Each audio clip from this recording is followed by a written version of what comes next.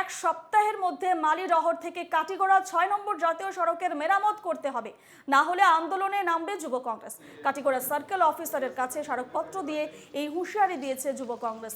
দীর্ঘদিন থেকে বেহাল বরাকের প্রবেশ দুয়ার ৬ নম্বর জাতীয় সড়ক, বিশেষ করে মালিরহর থেকে কাটিগড়া চৌরঙ্গি পর্যন্ত রাস্তার অবস্থা সম্পূর্ণ বেহাল।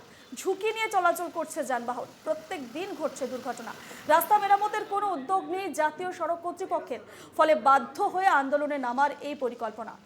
দেখতে পাচ্ছেন এই ৬ নম্বর জাতীয় সড়কের বেহাল অবস্থা, এবং এবার আন্দোলনে নামার হুঁশিয়ারি দিয়েছে যুব কংগ্রেস।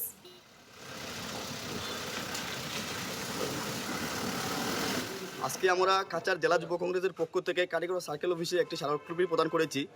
বিশেষ করে ৬ নং জাতীয় সড়ক, যে সড়কটি বরাকবেলি সহ নিকটবর্তী যে রাজ্য রয়েছে মিজোরাম, ত্রিপুরা এবং মণিপুর, সেই ৩ রাজ্য সহ বরাকবেলির একমাত্র প্রবেশদ্বার, সেই রাস্তাটি আজকে নাজেহাল অবস্থায় পড়ে রয়েছে। আজকে অত্যন্ত দুর্ভাগ্যের বিষয় যে কাটিগড়া থেকে বিজেপির ডাবল ইঞ্জিনের সরকার প্রত্যেক দিন লক্ষ দিক টাকা সিন্ডিকেটের মাধ্যমে লুণ্ঠন করছে, কিন্তু অত্যন্ত দুর্ভাগ্যের বিষয় আজকে আমরা কাটিগড়াবাসী একটি স্বচ্ছভাবে চলাচল করা একটি রাস্তা আমাদের বাইকে জুটছে না। আজকে NH-06-এর ডিগরখাল থেকে কাটিগড়া চৌরঙ্গি অবধি যে পোর্শনটি রয়েছে, সেই পোর্শনটিতে কয়েকটি মার্কেট রয়েছে।